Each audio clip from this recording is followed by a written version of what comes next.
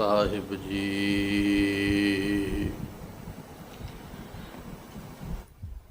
ਪੂਰਾ ਪ੍ਰਭ ਆਰਾਧਿਆ,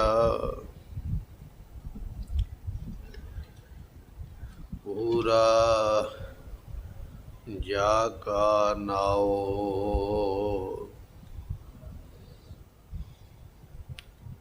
ਨਾਨਕ ਪੂਰਾ ਪਾਇਆ, ਪੂਰੇ ਕੇ ਗੁਣ ਗਾਓ।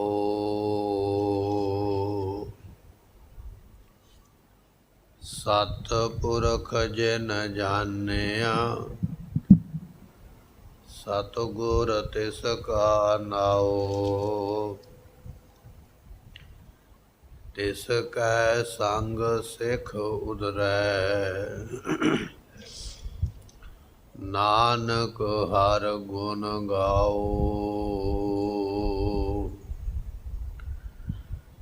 ਤੇਰੇ ਕਵਨ ਕਵਨ ਗੁਣ ਕਹਿ ਕਹਿ ਗਾਵਾਂ, ਤੂੰ ਸਾਹਿਬ ਗੁਣੀ ਨਿਧਾਨਾ। ਤੁਮਰੀ ਮਹਿਮਾ ਵਰਨ ਨ ਸਕੂੰ, ਤੂੰ ਠਾਕੁਰ ਊਚ ਭਗਵਾਨਾ। ਸੁਖਾਓ ਹੋਟਲ ਗੁਰ ਸੇਵੀਐ, ਐਨਸ ਸਹਿਜ ਸੁਭਾਇ। ਦਰਸ਼ਨ ਪਰਸੈ ਗੁਰੂ ਕੈ, ਜਨਮ ਮਰਨ ਦੁਖ ਜਾਇ।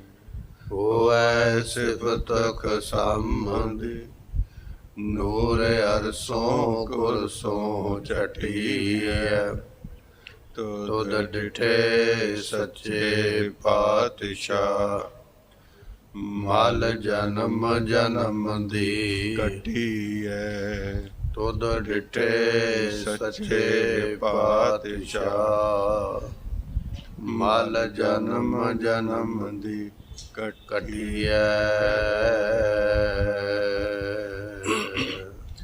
ਸਤਨਾਮ ਸ੍ਰੀ ਵਾਹਿਗੁਰੂ ਸਾਹਿਬ ਜੀਓ। ਜੈ ਸ੍ਰੀ ਛੰਤ ਮਹਲਾ ਪੰਜਵਾ। ਪਦਾਨੁ ਸੰਸਾਰ ਗਰਭ ਅਟਿਆ, ਕਰਤੇ ਪਾਪ ਅਨੇਕ ਮਾਇਆ ਰੰਗ ਰਟਿਆ। ਲੋਭ ਮੋਹ ਅਭਿਮਾਨ ਬੁੱਢਾ, ਮਰਨ ਚੀਤ ਨਾ ਆਵਾ। ਪੁੱਤਰ ਮਿੱਤਰ ਬਿਹਾਰ ਬਨਤਾ, ਇਹ ਕਰਤ ਬਿਹਾਵਾ। ਪੂਜ ਦਿਵਸ ਆਏ ਲਿਖੇ ਮਾਏ, ਦੁਖ ਧਰਮ ਦੁਤੈ ਡਿਠਿਆ। ਕਿਰਤ ਕਰਮ ਨਾ ਮਿਟੈ ਨਾਨਕ, ਹਰ ਨਾਮ ਧਨ ਨਹੀਂ ਖਟਿਆ। ਪਦਾਨੁ ਸੰਸਾਰ ਗਰਭ ਅਟਿਆ। ਵਾਹਿਗੁਰੂ ਜੀ ਕਾ ਖਾਲਸਾ, ਵਾਹਿਗੁਰੂ ਜੀ ਕੀ ਫਤਿਹ। ਵਾਲੀਏ ਕੁਲ ਆਲਮ ਸਰਵਰੇ ਕਾਇਨਾਤ, ਜੁਗੋ ਜੋਗੇ ਅਟਲ। ਗੁਰੂ ਗ੍ਰੰਥ ਸਾਹਿਬ ਪਾਤਸ਼ਾਹ ਜੀਆਂ ਦੀ ਪਾਵਨ ਪਵਿੱਤਰ ਹਜ਼ੂਰੀ ਅੰਦਰ ਸੁਭਾਇਮਾਨ ਹੋ ਰਹੀ ਗੁਰੂ ਕੀ ਸੰਗਤ। ਆਪ ਸੰਗਤ ਨੇ ਸਤਿਗੁਰਾਂ ਦੇ ਦਰਬਾਰ ਵਿੱਚ ਬੈਠ ਕੇ ਗੁਰਬਾਣੀ ਦੇ ਨਿਤਨੇਮ, ਗੁਰਬਾਣੀ ਦੇ ਕੀਰਤਨ ਦੇ ਵੱਡੇ ਭਾਰੀ ਲਾਭ ਪ੍ਰਾਪਤ ਕੀਤੇ। ਇਸ ਵੇਲੇ ਆਪਾਂ ਧੰਨ ਗੁਰੂ ਗ੍ਰੰਥ ਸਾਹਿਬ ਪਾਤਸ਼ਾਹ ਦੀ ਗੁਰਬਾਣੀ ਦੀ ਵਿਚਾਰ ਸ਼ਬਦ ਸਰਵਨ ਕਰਨ ਵਾਸਤੇ ਗੁਰੂ ਦਰਬਾਰ ਵਿੱਚ ਇਕੱਤਰਤ ਹੋਏ ਹਾਂ। ਅੱਜ ਦਾ ਇਹ ਸ਼ਬਦ ਆਪਾਂ ਨੂੰ 705 ਅੰਗ ਦੇ ਉੱਪਰ ਗੁਰੂ ਅਰਜਨ ਦੇਵ ਪਾਤਸ਼ਾਹ ਸਾਹਿਬ ਜੀ ਦੇ ਵੱਲੋਂ ਬਖਸ਼ਿਸ਼ ਹੋ ਰਿਹਾ। ਇਸੇ ਅੰਗ ਦੇ ਉੱਪਰ ਹੀ ਗੁਰਬਾਣੀ ਦਾ ਮੱਧ ਲਾਇਆ ਜਾਂਦਾ ਹੈ। ਸੋ ਉਸੇ ਅੰਗ ਦੀ ਕਥਾ ਵਿਚਾਰ ਆਪਾਂ ਸਰਵਨ ਕਰ ਰਹੇ ਹਾਂ। ਕੱਲ੍ਹ ਦੇ ਦੀਵਾਨ ਤੋਂ ਹੀ ਸਮਾਪਤੀ ਤੋਂ ਉਪਰੰਤ ਇਸ ਗੁਰਬਾਣੀ ਦਾ ਮੱਧ ਲੱਗੇਗਾ, ਜਿਵੇਂ ਕਿ ਆਪ ਸੰਗਤਾਂ ਨੂੰ ਬੇਨਤੀ ਪਹਿਲਾਂ ਵੀ ਕੀਤੀ ਹੈ। ਸੋ ਇਹ ਇੱਕ ਸ਼ਬਦ ਹੈ ਜਿਹੜਾ ਆਪਾਂ ਅੱਜ ਸਰਵਨ ਕਰਾਂਗੇ, ਕੱਲ੍ਹ ਨੂੰ ਸਰਵਨ ਕਰਾਂਗੇ, ਫਿਰ ਸੰਪੂਰਨ ਹੋ ਜਾਏਗਾ। ਆਓ ਮਨ ਦੇ ਧਿਆਨ ਨੂੰ ਟਿਕਾਈਏ, ਮਿਲ ਕੇ ਆਖੀਏ ਸਤਨਾਮ ਸ੍ਰੀ ਵਾਹਿਗੁਰੂ ਸਾਹਿਬ ਜੀ। ਸਤਨਾਮ ਸ੍ਰੀ ਵਾਹਿਗੁਰੂ ਸਾਹਿਬ ਜੀਓ।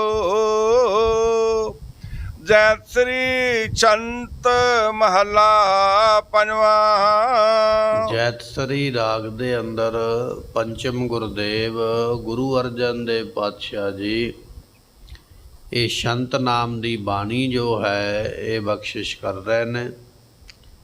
ਸ਼ੰਤ ਨਾਮ ਗੁਰਮੁਖੋ ਜਸ ਦਾ ਵੀ ਹੈ, ਜਸ ਰੂਪੀ ਬਾਣੀ, ਤੇ ਸ਼ੰਤ ਨਾਮ ਚਾਲ ਦਾ ਵੀ ਹੈ। ਐਸੀ ਚਾਲ ਦੇ ਅੰਦਰ ਇਹ ਸ਼ਬਦ ਗੁਰੂ ਅਰਜਨ ਦੇਵ ਪਾਤਸ਼ਾਹ ਮਹਾਰਾਜ ਜੀ ਫਰਮਾਉਂਦੇ ਹਨ।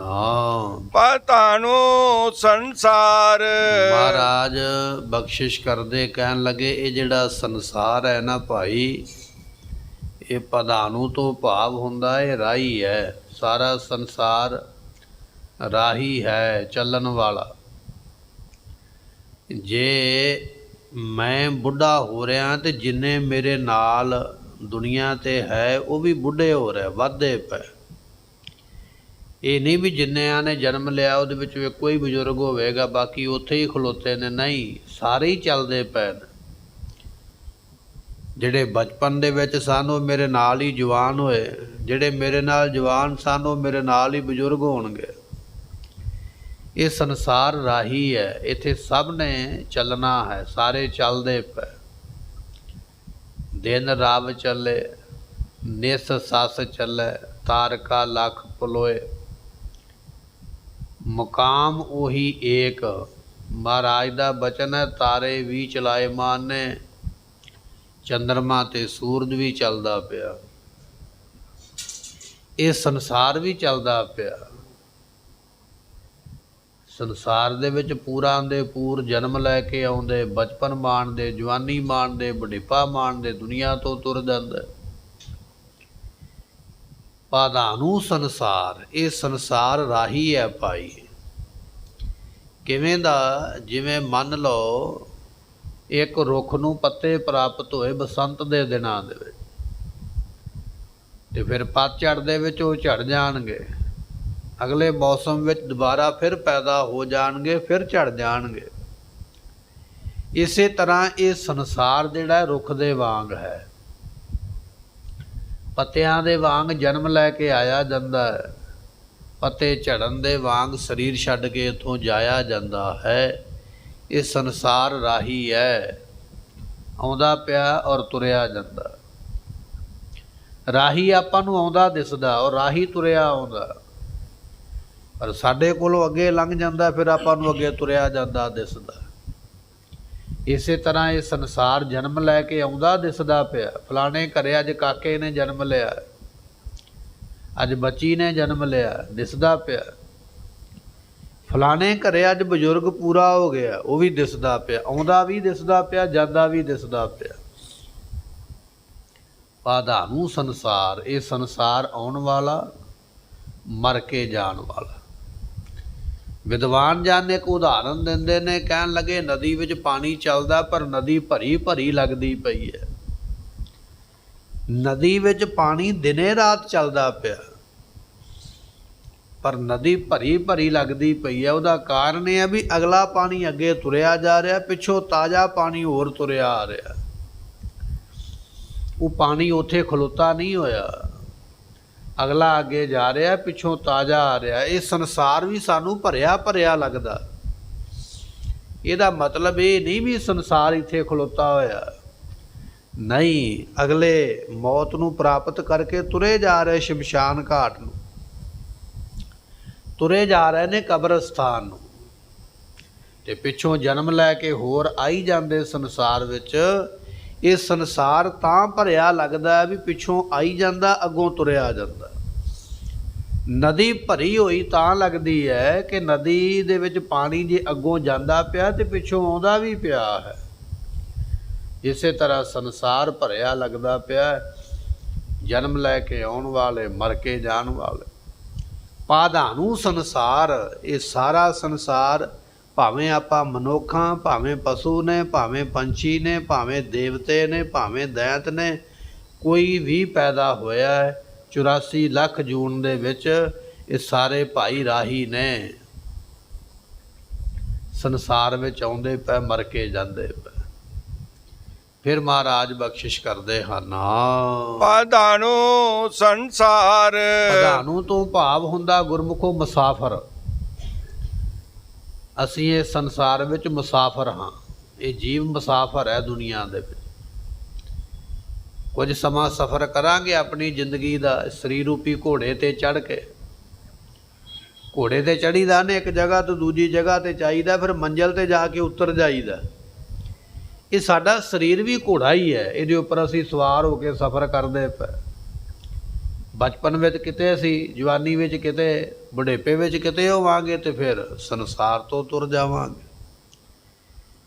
ਇਹ ਜਿਹੜਾ ਸੰਸਾਰ ਦੇ ਵਿੱਚ ਜੀਵ ਆਇਆ, ਇਹ ਮੁਸਾਫਰ ਹੈ, ਇਹ ਮੁਸਾਫਰਖਾਨਾ ਹੈ, ਜਿਹਨੂੰ ਆਪਾਂ ਕਹਿ ਦਿੰਦੇ ਹਾਂ ਸਰਾਂ। ਇਹ ਸੰਸਾਰ ਇੱਕ ਸਰਾਂ ਹੈ। ਅਸੀਂ ਇੱਥੇ ਉਮਰਾਂ ਦੀ ਰਾਤ ਕੱਟਣ ਵਾਸਤੇ ਆਏ। ਗੁਰਮੁਖ ਜਨਾਂ ਨੇ ਬੜੀ ਸੋਹਣੀ ਉਦਾਹਰਨ ਦਿੱਤੀ ਹੈ। ਕਹਿਣ ਲੱਗੇ, ਇੱਕ ਸਾਧੂ ਮਹਾਤਮਾ ਬਚਪਨ ਦੇ ਵਿੱਚ, ਛੋਟੀ ਉਮਰ ਦੇ ਵਿੱਚ, ਕਿਸੇ ਰਾਜੇ ਨੇ ਆਪਣੇ ਮਹੱਲਾਂ ਦੇ ਵਿੱਚ ਬੁਲਾਇਆ, ਬੜੀ ਸੇਵਾ ਕੀਤੀ। ਮਹਾਤਮਾ ਇੱਕ ਰਾਤ ਉੱਥੇ ਰਹਿ ਤੇ ਫਿਰ ਉੱਥੋਂ ਵਾਪਸ ਆ ਗਿਆ। ਕੁਝ ਸਾਲ ਬਤੀਤ ਹੋਏ। ਉਹ ਮਹਾਤਮਾ ਇਸ ਵੇਲੇ ਜਵਾਨੀ ਵਿੱਚ ਨੇ। ਰਾਜੇ ਨੇ ਫਿਰ ਬੁਲਾਇਆ। ਰਾਜੇ ਦੇ ਮਹਿਲਾਂ ਵਿੱਚ ਗਏ, ਇੱਕ ਰਾਤ ਰਹਿ, ਬਚਨ ਬਿਲਾਸ ਕੀਤੇ ਤੇ ਫਿਰ ਅੱਗੇ ਚਲੇ ਗਏ। ਰਾਜੇ ਨੇ ਤੀਜੀ ਵਾਰੀ ਫਿਰ ਬੁਲਾਇਆ ਤੇ ਇਸ ਵੇਲੇ ਉਹ ਮਹਾਤਮਾ ਬਜ਼ੁਰਗ ਨੇ। ਮਹਿਲਾਂ ਦੇ ਵਿੱਚ ਇੱਕ ਰਾਤ ਰਹਿ, ਰਾਜੇ ਨੇ ਸੇਵਾ ਪਾਣੀ ਕੀਤੀ ਤੇ ਫਿਰ ਚਲੇ ਗਏ। ਜਦੋਂ ਤੀਜੀ ਵਾਰੀ ਸੇਵਾ ਕੀਤੀ, ਤੀਜੀ ਵਾਰੀ ਬੁਲਾਇਆ ਤੇ ਰਾਜੇ ਨੇ ਆਖਿਆ ਵੀ ਆਓ ਮੇਰੇ ਮਹਿਲ ਦੇ ਵਿੱਚ ਆ ਕੇ ਟਿਕੋ ਮਹਾਤਮਾ ਜੀ, ਤੁਹਾਡੀ ਸੇਵਾ ਕਰੀਏ। ਮਹਾਤਮਾ ਮਹਿਲ ਦੇ ਵਿੱਚ ਚਲੇ ਗਏ ਤੇ ਮਹਿਲ ਨੂੰ ਵੇਖ ਕੇ ਨਾ, ਸੋਹਣੇ ਆਲੀਸ਼ਾਨ ਮਹਿਲ ਨੂੰ ਵੇਖ ਕੇ ਕਹਿਣ ਲੱਗੇ, ਇਹ ਮੁਸਾਫਰਖਾਨਾ ਬੜਾ ਸੋਹਣਾ, ਮੁਸਾਫਰਾਂ ਦੇ ਰਹਿਣ ਵਾਲੀ ਜਗ੍ਹਾ, ਜਿਹਨੂੰ ਆਪਾਂ ਸਰਾਂ ਕਹਿ ਦਿੰਦੇ। ਰਾਜਾ ਬੜਾ ਹੈਰਾਨ ਹੋਇਆ, ਕਹਿਣ ਲੱਗਾ, ਮਹਾਰਾਜ ਇਹ ਮੇਰਾ ਮਹੱਲ ਹੈ, ਮੇਰਾ ਮਹਿਲ ਹੈ, ਇਹ ਕੋਈ ਸਰਾਂ ਨਹੀਂ, ਕੋਈ ਮੁਸਾਫਰਖਾਨਾ ਨਹੀਂ ਹੈ। ਮੈਂ ਤੁਹਾਨੂੰ ਆਪਣੇ ਮਹਿਲ ਵਿੱਚ ਲਿਆ ਕੇ ਬਿਠਾਇਆ। ਤੇ ਮਹਾਤਮਾ ਨੇ ਜਵਾਬ ਦਿੱਤਾ, ਕਹਿਣ ਲੱਗੇ, ਜਦੋਂ ਅਸੀਂ ਬਚਪਨ ਵਿੱਚ ਸੀ ਨਾ, ਉਦੋਂ ਵੀ ਇੱਥੇ ਇੱਕ ਰਾਜਾ ਸੀ ਤੇ ਉਹ ਕਹਿੰਦਾ ਸੀ ਮੇਰਾ ਮਹਿਲ ਹੈ। ਉਦੋਂ ਵੀ ਅਸੀਂ ਇੱਥੇ ਆ ਕੇ ਟਿਕੇ ਸੀ। ਤੇ ਰਾਜੇ ਨੇ ਅੱਗੋਂ ਜਵਾਬ ਦਿੱਤਾ, ਜੀ ਉਹ ਮੇਰੇ ਦਾਦਾ ਜੀ ਸਨ। ਉਸ ਵੇਲੇ ਉਹ ਰਾਜ ਭਾਗ ਦੇ ਮਾਲਕ ਸਨ, ਉਸ ਵੇਲੇ ਉਹਨਾਂ ਦਾ ਨਿਵਾਸ ਸੀ। ਤੁਸੀਂ ਉਦੋਂ ਬਚਪਨ ਵਿੱਚ ਆਏ ਹੋਵੋਗੇ, ਉਹ ਮੇਰੇ ਦਾਦਾ ਜੀ ਸਨ। ਕਹਿਣ ਲੱਗੇ, ਬੱਚਿਆ ਉਹ ਵੀ ਕਹਿੰਦੇ ਸਨ ਮਹੱਲ ਮੇਰਾ, ਮਹਿਲ ਮੇਰਾ।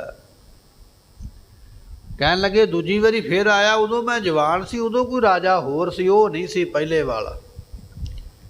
ਤੇ ਰਾਜੇ ਨੇ ਜਵਾਬ ਦਿੱਤਾ, ਜੀ ਉਹ ਮੇਰੇ ਪਿਤਾ ਜੀ ਸਨ। ਉਸ ਵੇਲੇ ਰਾਜ ਭਾਗ ਉਹਨਾਂ ਦੇ ਕੋਲ ਸੀ ਤੇ ਮੈਂ ਤਾਂ ਇਹਨਾਂ ਮਹੱਲਾਂ ਵਿੱਚ ਮੇਰੇ ਪਿਤਾ ਜੀ ਨੇ ਤੁਹਾਨੂੰ ਟਿਕਾਇਆ। ਤੇ ਮਹਾਤਮਾ ਕਹਿਣ ਲੱਗੇ ਵੀ ਹੁਣ ਮੈਂ ਤੀਜੀ ਵਾਰੀ ਆਇਆ, ਹੁਣ ਉਹ ਰਾਜਾ ਨਹੀਂ ਹੈ, ਹੁਣ ਤੁਸੀਂ ਬੈਠੇ ਹੋ। ਤੇ ਉਹ ਕਹਿਣ ਲੱਗਾ, ਜੀ ਉਹ ਮੇਰੇ ਪਿਤਾ ਜੀ ਸਾਨੂੰ ਚੜ੍ਹਾਈ ਕਰ ਗਏ, ਸਰੀਰ ਛੱਡ ਕੇ, ਹੁਣ ਰਾਜਾ ਮੈਂ ਆ, ਇਹ ਮਹੱਲ ਮੇਰਾ ਹੈ। ਤੇ ਮਹਾਤਮਾ ਕਹਿਣ ਲੱਗੇ, ਫਿਰ ਬਚਨ ਤੇ ਅਸੀਂ ਸਹੀ ਆਖਿਆ ਨਾ ਵੀ ਇਹ ਮੁਸਾਫਰਖਾਨਾ ਹੈ, ਕਦੇ ਤੇਰਾ ਦਾਦਾ ਇੱਥੇ ਹੋਇਆ ਕਰਦਾ ਸੀ, ਕਦੇ ਤੇਰਾ ਪਿਤਾ ਇੱਥੇ ਹੋਇਆ ਕਰਦਾ, ਅੱਜ ਤੂੰ ਹੈ ਤੇ ਕੱਲ੍ਹ ਨੂੰ ਕੋਈ ਹੋਰ ਹੋਵੇਗਾ। ਇਹ ਬੰਦਾ ਮੁਸਾਫਰ ਹੈ। ਇਹ ਸੰਸਾਰ ਰੂਪੀ ਸਰਾਂ ਵਿੱਚ ਅਸੀਂ ਰਾਤ ਰਹਿਣ ਆਏ ਹਾਂ। ਜਿੱਦਣ ਉਮਰਾਂ ਦੀ ਰਾਤ ਪੂਰੀ ਹੋ ਗਈ ਉਦੋਂ ਸੰਸਾਰ ਛੱਡ ਕੇ ਜਾਣਾ ਪੈਣਾ।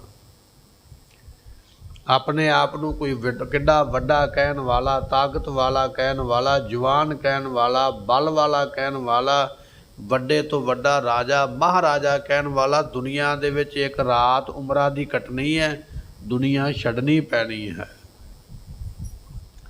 ਪਾਧਾਰੂ ਸੰਸਾਰ, ਮਹਾਰਾਜ ਕਹਿਣ ਲੱਗੇ ਸੰਸਾਰ ਮੁਸਾਫਰ ਖਾਨਾ। ਉਹ ਭਾਈ ਬੰਦਿਆ ਤੂੰ ਇਹਦੇ ਨਾਲ ਮੋਹ ਲਾ। ਮੁਸਾਫਰ ਖਾਨੇ ਨਾਲ ਕਦੇ ਮੋਹ ਨਹੀਂ ਲਾਇਆ ਜਾਂਦਾ, ਸ਼ਰਾਂ ਦੇ ਨਾਲ ਕਦੇ ਮੋਹ ਨਹੀਂ ਲਾਇਆ ਜਾਂਦਾ। ਰਾਤ ਰਹਿਆ, ਬਿਸਤਰਾ ਇਕੱਠਾ ਕੀਤਾ ਤੇ ਚਲੋ ਅੱਗੇ ਚਲੀਏ। ਮਹਾਰਾਜ ਕਹਿਣ ਲੱਗੇ ਸੰਸਾਰ ਵੀ ਹੈ, ਇਹ ਮੁਸਾਫਰ ਖਾਨਾ ਹੀ ਹੈ। ਮੋਹ ਨਾ ਲਾ, ਮੋਹ ਲਾ ਕੇ ਬੈਠੇਗਾ ਜਨਮਾਂ ਵਿੱਚ ਆਵੇਂਗਾ। ਫਰਮਾਉਂਦੇ ਹਨ ਗਰਭ ਅਟਿਆ। ਬੰਦਾ ਗੁਰਮੁਖੋ ਉਲਟ ਚੱਲਿਆ। ਸੰਸਾਰ ਹੈਗਾ ਮੁਸਾਫਰ ਖਾਨਾ, ਆਪ ਮੁਸਾਫਰ ਬਣ ਕੇ ਆਇਆ ਰਾਤ ਰਹਿਣ ਵਾਸਤੇ, ਪਰ ਗਰਭ ਅਟਿਆ। ਗਰਭ ਕਹੀਏ ਹੰਕਾਰ, ਹੰਕਾਰ ਦਾ ਅਟਿਆ ਕਹੀਏ ਭਰਿਆ ਹੋਇਆ ਬੰਦਾ। ਸ਼ਰਾਂ ਦੇ ਵਿੱਚ ਜਾ ਕੇ ਵੀ, ਮੁਸਾਫਰ ਖਾਨੇ ਵਿੱਚ ਵੀ ਜਾ ਕੇ ਆਪਣੀ ਹਉਮੈ ਨਹੀਂ ਛੱਡਦਾ। ਮੈਂ ਫਲਾਣਾ, ਉੱਥੇ ਵੀ ਆਪਣੇ ਨਾਮ ਦਾ ਪਰਿਚੈ ਦਿੰਦਾ ਹੈ। ਮੈਂ ਫਲਾਣਾ, ਮੇਰਾ ਨਾਮ ਹੈ, ਫਲਾਣਾ ਮੇਰੇ ਕੋਲ ਉਹਦਾ। ਗਰਭ ਅਟਿਆ, ਅਟਿਆ ਤੋਂ ਭਾਵ ਰਮਿਆ ਹੋਇਆ, ਹੰਕਾਰ ਦੇ ਵਿੱਚ ਭਰਿਆ ਹੋਇਆ। ਕੱਲੇ ਕੱਲੇ ਅੰਗ ਦੇ ਵਿੱਚ ਹੰਕਾਰ ਹੈ। ਇਹਦੀਆਂ ਅੱਖਾਂ ਵਿੱਚੋਂ ਮਾਣ ਦਿਸਦਾ ਪਿਆ, ਇਹਦੇ ਬੋਲਾਂ ਵਿੱਚੋਂ ਹੰਕਾਰ ਦਿਸਦਾ ਪਿਆ, ਇਹਦੀ ਚਾਲ ਵਿੱਚੋਂ ਵੀ ਚਲਤ ਕਰਤ ਟੇਢੇ ਟੇਢੇ ਟੇਢੇ। ਮਹਾਰਾਜ ਦਾ ਬਚਨ ਹੈ ਨਾ, ਜਵਾਨੀ ਦਾ ਮਾਣ ਇਹਨਾਂ ਵੀ ਸਿੱਧਾ ਤੁਰਦਾ ਵੀ ਨਹੀਂ, ਟੇਢਾ ਹੋ ਕੇ ਕਈ ਤਰ੍ਹਾਂ ਦੇ ਵਲ ਪਾ ਪਾ ਕੇ, ਲੱਤਾਂ ਚੌੜੀਆਂ ਕਰ ਕਰਕੇ ਪੱਬ ਰੱਖਦਾ, ਆਪਣਾ ਮਾਣ ਵਿਖਾਉਂਦਾ ਵੀ ਮੈਂ ਬੜਾ ਬਲ ਵਾਲਾ। ਤੋਰ 'ਚ ਫਰਕ ਪੈ ਗਿਆ। ਉਹੀ ਜਿਹੜਾ ਬੜਾ ਆਕੜ ਆਕੜ ਕੇ ਜਵਾਨੀ ਵਿੱਚ ਤੁਰਦਾ ਸੀ, ਬੁੱਢੇ ਬਾਰੇ ਡੰਗੋਰੀ ਲੱਭਦਾ ਫਿਰਦਾ, ਲੱਕ ਕੁੱਬਾ ਹੋ ਗਿਆ। ਹੁਣ ਉਹ ਆਕੜ ਕਿੱਧਰ ਗਈ? ਮਹਾਰਾਜ ਕਹਿਣ ਲੱਗੇ ਇਹਦੀ ਤੋਰ ਵਿੱਚ ਵੀ ਹੰਕਾਰ ਹੈ, ਇਹਦੀ ਜ਼ੁਬਾਨ ਵਿੱਚ ਵੀ ਹੰਕਾਰ ਹੈ, ਇਹਦੀਆਂ ਅੱਖਾਂ ਵਿੱਚ ਵੀ ਹੰਕਾਰ ਹੈ। ਗਰਭ ਅਟਿਆ, ਇਹ ਭਰਿਆ ਹੋਇਆ ਹੰਕਾਰ ਦਾ। ਫਿਰ ਜਾ ਕੇ ਚਾਰ ਬੰਦਿਆਂ ਵਿੱਚ ਗੱਲ ਕਰਦਾ, ਮੈਨੂੰ ਵਿਸ਼ੇਸ਼ਤਾ ਹੀ ਨਹੀਂ ਦਿੱਤੀ ਗਈ। ਮੈਂ ਫਲਾਣਾ ਵਿਅਕਤੀ ਹਾਂ, ਮੈਨੂੰ ਵਿਸ਼ੇਸ਼ ਸਨਮਾਨ ਨਹੀਂ ਦਿੱਤਾ ਗਿਆ, ਮੈਨੂੰ ਪਹਿਲ ਨਹੀਂ ਦਿੱਤੀ ਗਈ। ਹੰਕਾਰ ਇੰਨਾ ਵੀ ਮਰਨ ਨੂੰ ਤਿਆਰ ਹੈ, ਪਰ ਹੰਕਾਰ ਅਜੇ ਵੀ ਨਹੀਂ ਛੱਡਦਾ ਪਿਆ ਵੀ ਮੈਨੂੰ ਵਿਸ਼ੇਸ਼ਤਾ ਹੀ ਦਿਓ ਦੁਨੀਆ ਦੇ ਵਿੱਚ। ਤੇ ਦੁਨੀਆ ਵਿੱਚ ਕਿੱਡੇ ਕਿੱਡੇ ਵੱਡੇ ਤੁਰਮ ਖਾਨ ਆਏ ਤੇ ਉਹ ਚਲੇ ਗਏ, ਤੂੰ ਵੀ ਆਇਆ ਚਲੇ ਜਾਣਾ, ਪਰ ਮਾਨ ਨਹੀਂ ਛੱਡਦਾ। ਪਾਧਾਰੂ ਸੰਸਾਰ, ਗਰਭ ਅਟਿਆ। ਇਹ ਸੰਸਾਰ ਹੈ ਮੁਸਾਫਰ ਖਾਨਾ, ਪਰ ਬੰਦਾ ਹੰਕਾਰ ਦਾ ਭਰਿਆ ਹੋਇਆ ਜੇ। ਕਦੇ ਬੋਲਾਂ ਵਿੱਚੋਂ ਹੰਕਾਰ ਦਿਸਦਾ, ਕਦੇ ਇਹਦੀਆਂ ਅੱਖਾਂ ਵਿੱਚ ਮਾਣ ਦਿਸਦਾ, ਕਦੇ ਇਹਦੀ ਤੋਰ ਵਿੱਚ ਹੰਕਾਰ ਦਿਸਦਾ, ਕਦੇ ਇਹਦੀਆਂ ਗੱਲਾਂ ਵਿੱਚ ਦਿਸਦਾ ਪਿਆ ਹੈ। ਅਟਿਆ ਤੋਂ ਭਾਵ ਰਮਿਆ ਹੋਇਆ, ਭਰਿਆ ਹੋਇਆ। ਚਾਰ ਚਫੇਰਿਓ ਹੰਕਾਰ ਹੀ ਹੰਕਾਰ ਇਸ ਦੇ ਉੱਪਰ ਹਾਵੀ ਹੋ ਗਿਆ ਹੈ। ਕਰਤੇ ਪਾਪ ਅਨੇਕ, ਮਾਇਆ ਰੰਗ ਰਟਿਆ। ਮਾਇਆ ਦੇ ਰੰਗ ਕਹੀਏ ਪ੍ਰੇਮ ਦੇ ਵਿੱਚ ਪੈ ਕੇ। ਰੰਗ ਨਾਮ ਗੁਰਮੁਖੋ ਪ੍ਰੇਮ ਦਾ ਹੀ ਹੈ। ਗੁਰਬਾਣੀ ਦੇ ਵਿੱਚ ਰੰਗ ਸ਼ਬਦ ਆਵੇਗਾ ਤੇ ਬਹੁਤਾਤ ਇਹਦਾ ਅਰਥ ਇਹੋ ਹੀ ਬਣੇਗਾ, ਪ੍ਰੇਮ। ਮਾਇਆ ਦੇ ਪ੍ਰੇਮ ਦੇ ਵਿੱਚ ਲੱਗਾ ਹੋਇਆ, ਮਾਇਆ ਦੇ ਮੋਹ ਵਿੱਚ ਲੱਗਾ ਹੋਇਆ। ਕਰਤੇ ਪਾਪ ਅਨੇਕ, ਪਤਾ ਨਹੀਂ ਕਿੰਨੇ ਕੁ ਪਾਪ ਸਵੇਰ ਤੋਂ ਲੈ ਕੇ ਸ਼ਾਮ ਤੱਕ ਕਰਦਾ, ਸ਼ਾਮ ਤੋਂ ਲੈ ਕੇ ਸਵੇਰ ਤੱਕ ਫਿਰ ਕਰਦਾ। ਕਿੰਨਿਆਂ ਕੁ ਰੋਜੀ ਰੋਟੀ ਖੋਹਦਾ, ਕਿੰਨਿਆਂ ਦੇ ਕੋਲੋਂ ਬਦਦੁਆਵਾਂ ਲੈਂਦਾ, ਕਿੰਨਿਆਂ ਦੇ ਮਾੜੇ ਕੰਮ ਕਰਦਾ। ਕਰਤੇ ਪਾਪ ਅਨੇਕ, ਇੱਕ ਨਹੀਂ ਪਾਪ ਕਰਦਾ, ਅਨੇਕ ਕਰਦਾ। ਅਨੇਕ ਤੋਂ ਭਾਵ ਹੈ ਕਿ ਬਹੁਤੇ ਕਰਦਾ, ਜਿਨ੍ਹਾਂ ਦੀ ਗਿਣਤੀ ਕੋਈ ਨਹੀਂ ਹੈ। ਹੰਕਾਰ ਇੰਨਾ, ਇਹ ਨਹੀਂ ਸਮਝਿਆ ਵੀ ਮੈਂ ਤੇ ਮੁਸਾਫਰ ਆ ਭਾਈ, ਦੁਨੀਆ ਤੇ ਆਪਣੀ ਜ਼ਿੰਦਗੀ ਕੱਟਾਂ ਤੇ ਬੰਦਗੀ ਕਰਾਂ ਤੇ ਸਫਲਾ ਹੋ ਜਾਵਾਂ। ਨਹੀਂ, ਕਰਦੇ ਪਾਪ ਅਨੇਕ, ਅਨੇਕ ਪਾਪ ਕੀਤੇ ਦੁਨੀਆ ਤੇ ਆ ਕੇ, ਪਰ ਕੀਤੇ ਕਿਉਂ? ਮਾਇਆ ਰੰਗ ਰਟਿਆ। ਕਿਉਂਕਿ ਮਾਇਆ ਦਾ ਰੰਗ ਇਹਨੂੰ ਚੜ੍ਹ ਗਿਆ, ਮਾਇਆ ਦਾ ਮੋਹ ਚੜ੍ਹ ਗਿਆ, ਮਾਇਆ ਦਾ ਪ੍ਰੇਮ ਚੜ੍ਹ ਗਿਆ। ਮਾਇਆ ਦਾ ਹੰਕਾਰ ਚੜਿਆ, ਕੋਈ ਮੇਰਾ ਕੀ ਵਿਗਾੜ ਲਵੇਗਾ। ਇਸ ਵੇਲੇ ਮੇਰੇ ਕੋਲ ਕੁਰਸੀ ਹੈ, ਇਸ ਵੇਲੇ ਮੇਰੇ ਕੋਲ ਪਹੁੰਚ ਹੈ, ਇਸ ਵੇਲੇ ਮੇਰਾ ਦਬਦਬਾ ਹੈ, ਮੇਰਾ ਕੋਈ ਨਹੀਂ ਕੁਝ ਵਿਗਾੜ ਸਕਦਾ। ਮਾਇਆ ਦੇ ਹੰਕਾਰ ਦੇ ਵਿੱਚ ਫਿਰ ਵਿਅਕਤੀ ਪਾਪ ਕਰਦਾ। ਸਾਡੇ ਕੋਲ ਤੇ ਗੁਰਮੁਖੋ ਕੁਰਸੀਆਂ ਨਿੱਕੀਆਂ ਮੋਟੀਆਂ ਨੇ, ਇਹ ਵੀ ਪਤਾ ਨਹੀਂ ਕਦੋਂ ਖੋਹੀਆਂ ਜਾਣ। ਹਿੰਦੁਸਤਾਨ ਦਾ ਬਾਦਸ਼ਾਹ ਔਰੰਗਜ਼ੇਬ ਹੈ, ਹਿੰਦੁਸਤਾਨ ਦਾ ਤਖਤ ਉਹਦੇ ਕੋਲ ਹੈ। ਇੰਨਾ ਭੈਦਾਇਕ ਰਾਜਾ ਹੈ ਕਿ ਉਹਦੀ ਕੁਰਸੀ ਖੋਹਣੀ ਤੇ ਦੂਰ ਦੀ ਗੱਲ, ਕੋਈ ਅੱਖਾਂ 'ਚ ਅੱਖਾਂ ਪਾ ਕੇ ਨਹੀਂ ਵੇਖ ਸਕਦਾ। ਬੜੇ ਪਾਪ ਕੀਤੇ ਔਰੰਗਜ਼ੇਬ ਨੇ, ਕਈ ਮੰਦਰ ਢਾਏ, ਕਈ ਪੰਡਤਾਂ ਦਾ ਕਤਲ ਕੀਤਾ, ਕਈ ਬੱਚਿਆਂ ਦਾ ਕਤਲ ਕੀਤਾ, ਕਈ ਸਿੱਖਾਂ ਦੀਆਂ ਸ਼ਹੀਦੀਆਂ ਹੋਈਆਂ। ਪਰ ਮਾਣ ਹੈ ਨਾ ਮਨ ਵਿੱਚ ਵੀ ਮੈਂ ਰਾਜਾ। ਤੇ ਗੁਰਮੁਖੋ ਇੱਕ ਸਮਾਂ ਉਹ ਆਇਆ ਜਿੱਦਣ ਔਰੰਗਜ਼ੇਬ ਮੰਜੇ ਤੇ ਪਿਆ ਤੜਫਦਾ ਹੋਇਆ ਤੇ ਕੋਈ ਪਾਣੀ ਦਾ ਮੂੰਹ ਵਿੱਚ ਪਿਆਲਾ ਪਾਉਣ ਵਾਲਾ ਨਹੀਂ ਹੈਗਾ। ਜੇ ਔਰੰਗਜ਼ੇਬ ਵਰਗਿਆਂ ਦੀ ਐਸੀ ਹਾਲਤ ਹੋ ਸਕਦੀ ਹੈ, ਤੇਰਾ ਕੀ ਬਣੇਗਾ। ਤਖਤਾਂ ਦੇ ਮਾਲਕ ਰੁਲਦੇ ਗਏ ਦੁਨੀਆ ਤੋਂ, ਕਰਦੇ ਪਾਪ ਅਨੇਕ, ਮਾਇਆ ਰੰਗ ਰਟਿਆ। ਮਾਇਆ ਦੇ ਵਿੱਚ ਵਿਅਸਤ ਹੋਇਆ ਵਿਅਕਤੀ ਕਈ ਤਰ੍ਹਾਂ ਦੇ ਪਾਪ ਕਰਦਾ ਹੈ। ਲੋਭ ਮੋਹ ਅਭਿਮਾਨ ਬੂਢੇ, ਇਹ ਬੰਦਾ ਲੋਭ ਦੇ ਵਿੱਚ ਡੁੱਬਿਆ ਹੋਇਆ, ਇਧਰੋਂ ਵੀ ਮਾਇਆ ਆ ਜਾਵੇ, ਇਧਰੋਂ ਵੀ ਮਾਇਆ ਆ ਜਾਵੇ, ਲੋਭ ਕਰਕੇ ਰੱਜਦਾ ਨਹੀਂ।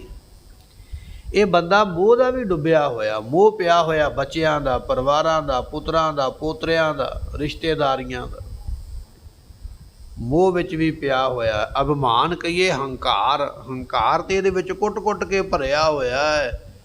ਮਹਾਰਾਜ ਕਹਿਣ ਲੱਗੇ ਲੋਭ ਦੇ ਵਿੱਚ, ਮੋਹ ਦੇ ਵਿੱਚ, ਅਭਿਮਾਨ ਹੰਕਾਰ ਦੇ ਵਿੱਚ ਬੁੱਢੇ ਡੁੱਬਦੇ ਜਾਂਦੇ ਵਿਅਕਤੀ। ਜੇ ਹੁਣ ਦਰਿਆ ਤੋਂ ਪਾਰ ਹੋਣਾ ਤੇ ਖਾਲੀ ਹੱਥੀਂ ਹੋਵੋਗੇ ਤੇ ਤਰਨਾ ਆਉਂਦਾ ਹੋਵੇਗਾ ਤੇ ਤਰ ਕੇ ਲੰਘ ਜਾਓਗੇ। ਜੇ ਉੱਤੇ ਵੱਡੀ ਪੰਡ ਚੁੱਕ ਲਓ ਸਿਰ ਦੇ,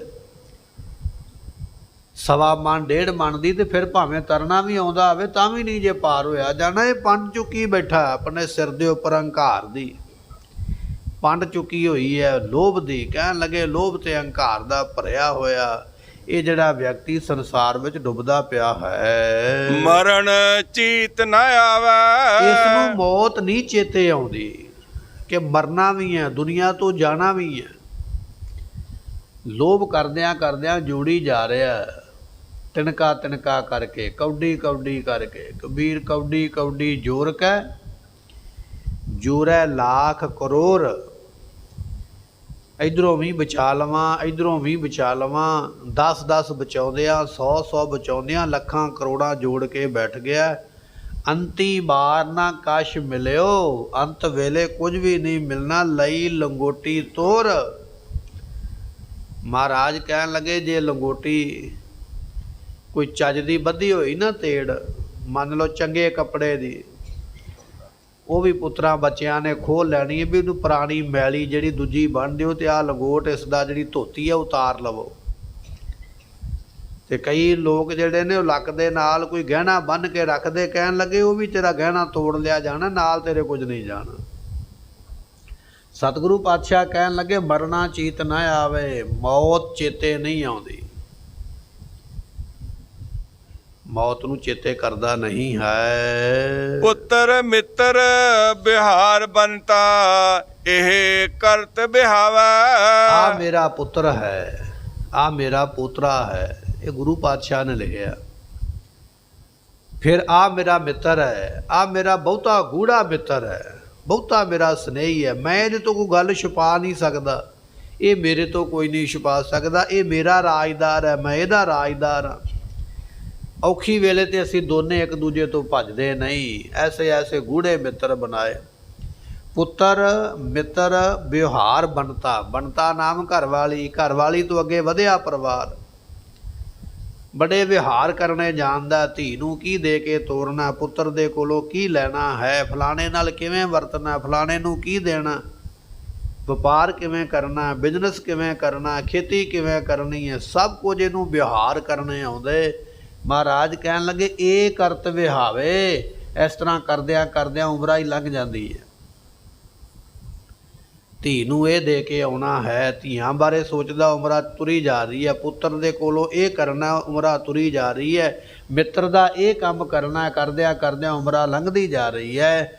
ਪਰਿਵਾਰ ਮੇਰਾ ਅੱਗੇ ਵਧਿਆ, ਉਹਦੇ ਵਾਸਤੇ ਹੁਣ ਇਹ ਸੋਚਣਾ, ਉਹ ਵੀ ਕਰਦਿਆਂ ਕਰਦਿਆਂ ਉਮਰਾਂ ਨਿਕਲੀ ਜਾ ਰਹੀ ਹੈ। ਏਵ ਕਰਤ ਵਿਹਾਵੇ, ਰਿਸ਼ਤੇਦਾਰੀਆਂ ਪਾਲਦਿਆਂ, ਸਾਕ ਸੰਬੰਧੀਆਂ ਨਾਲ ਪੂਰਾ ਲਹਿੰਦਿਆਂ ਹੋਇਆ ਉਮਰਾਂ ਨਿਕਲ ਗਈ, ਇੱਥੋਂ ਤੁਰੀ ਜਾਂਦੀ ਹੈ। ਉਜ ਦਿਵਸ ਆਏ ਲਿਖੇ ਮਾਏ। ਮਹਾਰਾਜ ਕਹਿਣ ਲੱਗੇ, ਉਹ ਭਾਈ ਪੁੱਜ ਦਿਵਸ ਆਏ, ਜਿਹੜੇ ਰੱਬ ਦੇ ਕੋਲੋਂ ਤੂੰ ਦਿਨ ਲਿਖਾ ਕੇ ਆਇਆ ਸੀ ਨਾ, ਵੀ ਰੱਬਾ ਮੈਨੂੰ 50 ਸਾਲ ਦੇ ਦੇ, 70 ਸਾਲ ਲਿਖਾ ਕੇ ਆਇਆ, 80 ਸਾਲ ਲਿਖਾ ਕੇ ਆਇਆ, ਉਹ ਦਿਨ ਤੇਰੇ ਪੁੱਜ ਗਏ, ਭਾਵ ਵੀ ਪੂਰੇ ਹੋ ਗਏ।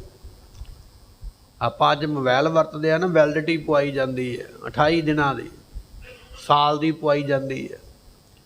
ਇੱਕ ਇੱਕ ਦਿਨ ਕਰਕੇ ਉਹ ਤੇਰਾ ਸਮਾਂ ਘਟਦਾ ਪਿਆ। ਜਿੱਦਣ ਸਾਲ ਹੋ ਗਿਆ, ਮੋਬਾਈਲ ਬੰਦ ਹੋ ਜਾਣਾ।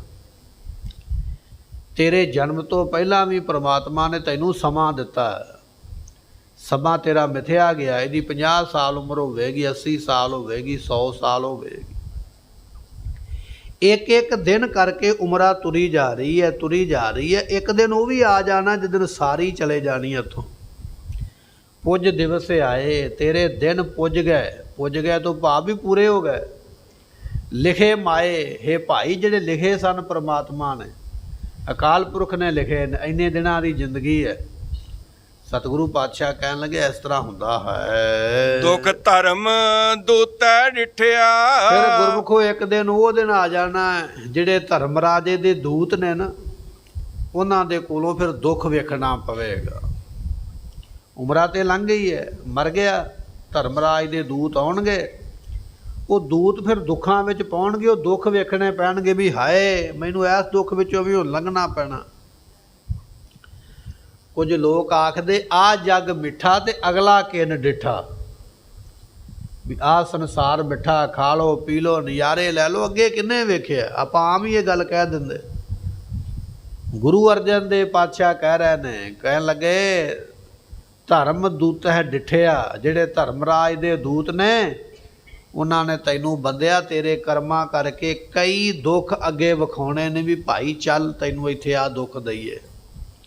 ਨਰਕਾਂ ਦੇ ਕਈ ਦੁੱਖ ਵੇਖਣੇ ਪੈਣਗੇ, ਜਨਮਾਂ ਦੇ ਕਈ ਦੁੱਖ ਵੇਖਣੇ ਪੈਣਗੇ।